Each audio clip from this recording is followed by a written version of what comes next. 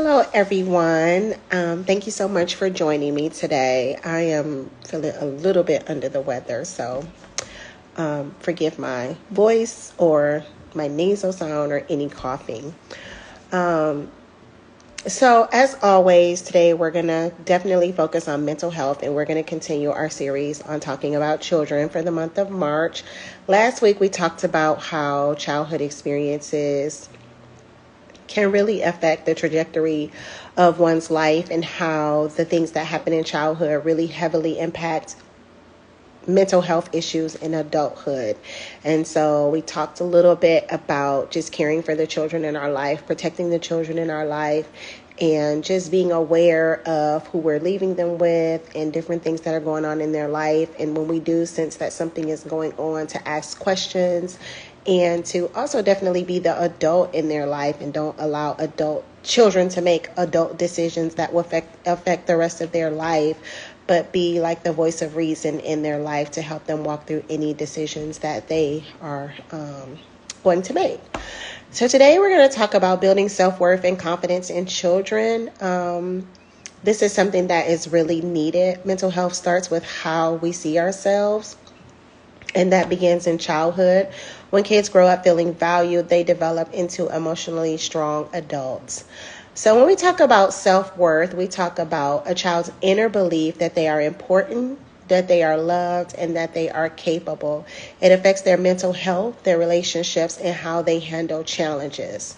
Children who have a strong sense of self-worth are more resilient when they face difficult situations. They feel confident in making decisions, and they develop better social and emotional skills.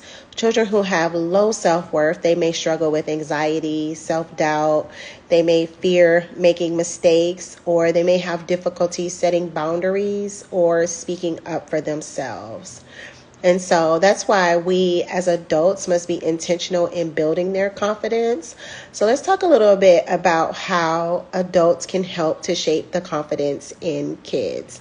I think a lot of times with kids, while they're growing and developing and discovering who they are, they learn it through their interactions with their parents, their teachers, and other adults who are a part of their life and are speaking into their life.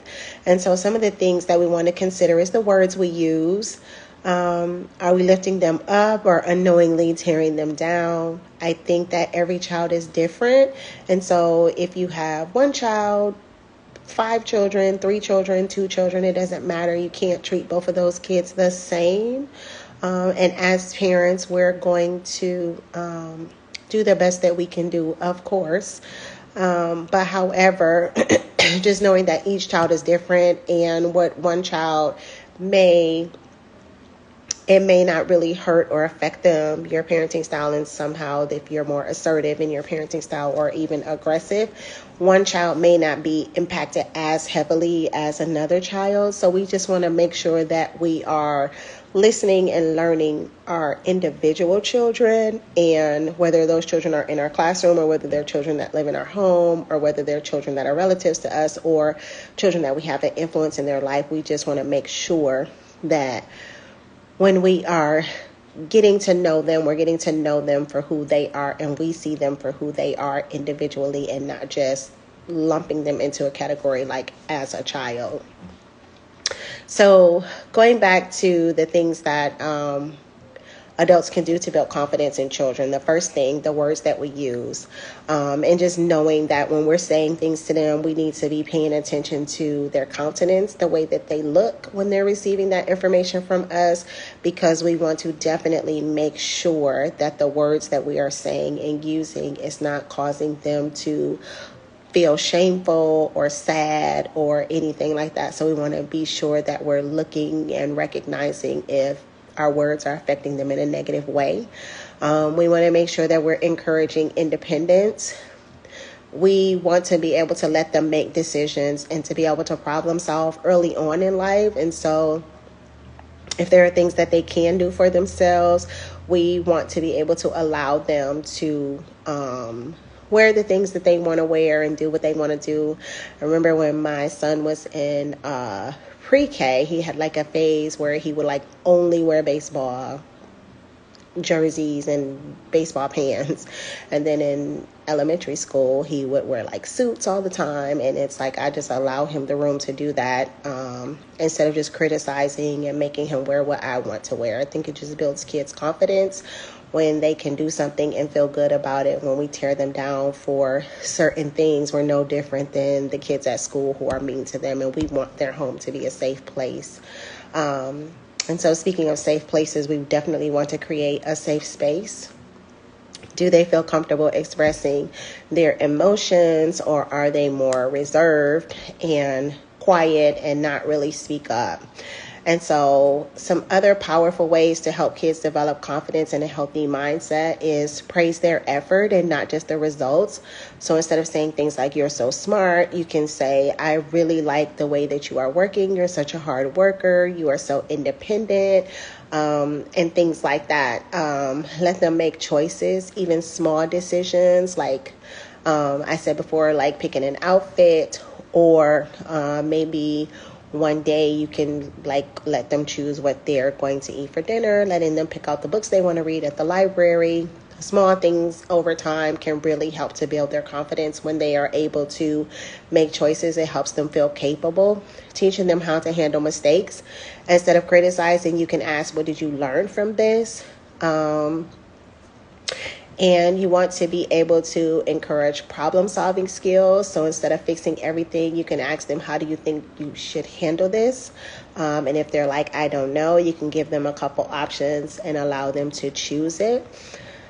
And sometimes another thing, like with my oldest, when he was younger, I would always say, like, you can negotiate with me. So like if I was like, it's time to go to bed and he wasn't quite ready to go, he would say, can I negotiate with you for more time? And sometimes he would negotiate with me for more time, and it would just be a no. And other times it would be like, well, okay, it's not a big deal.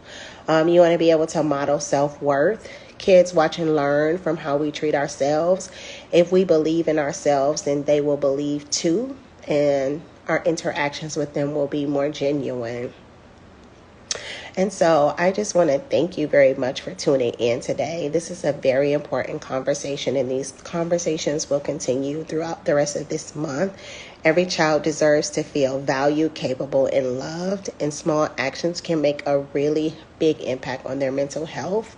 And so I will see you next week, and we will continue talking about children and talking about mental health, because this is something that is very near and dear to my heart and very important to me, the way that children are treated. In the way that, because they're just like little sponges and they're just learning and growing, and we want to make sure that we're supporting them and they're not just being pulled in every direction like they don't matter. I want them to know that they matter and they have value, and we see them.